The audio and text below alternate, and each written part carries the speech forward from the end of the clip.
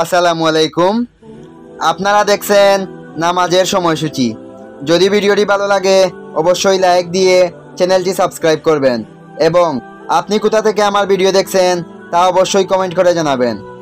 আগামীকাল 7 অক্টোবর রোজ মঙ্গলবার, 14 রবিউল সানি 1447 হিজরি, 22 আশ্বিন 1432 বঙ্গাব্দ।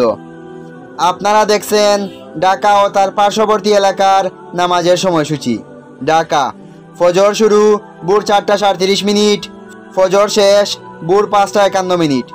জোহর শুরু দুপুর 11:47, জোহর শেষ বিকেল 4:01। আসর শুরু বিকেল 4:02, আসর শেষ সন্ধে 5:40। মাগরিব শুরু সন্ধে 5:44, মাগরিব শেষ রাত 6:55। ঈশা শুরু রাত 6:55, ঈশা শেষ ভোর 4:32। আগামীকাল সেহরির শেষ সময় ভোর 4:36, ইফতার সন্ধে 5:44। এবারে আমি আপনাদেরকে আগামীকালকের নিষিদ্ধ নামাজের সময়সূচি জানিয়ে দেব। সকাল 5:52 থেকে 6:07, দুপুর 11:41 থেকে 11:46, সন্ধ্যা 5:26 থেকে 5:41। এবারে নফল নামাজের সময়সূচি।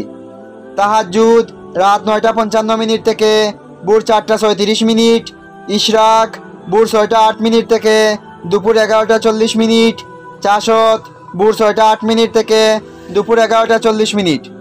আগামীকাল সূর্যোদয় ভোর 5:52, সূর্যাস্ত সন্ধে 5:40। উল্লেখিত সময়ের সাথে যেসব বিভাগের সময় যোগ এবং বিয়োগ করতে হবে তা হলো: যোগ করতে হবে খুলনায় 4 মিনিট, বরিশালে 1 মিনিট, রংপুরে 4 মিনিট, রাজশাহীতে 6 মিনিট।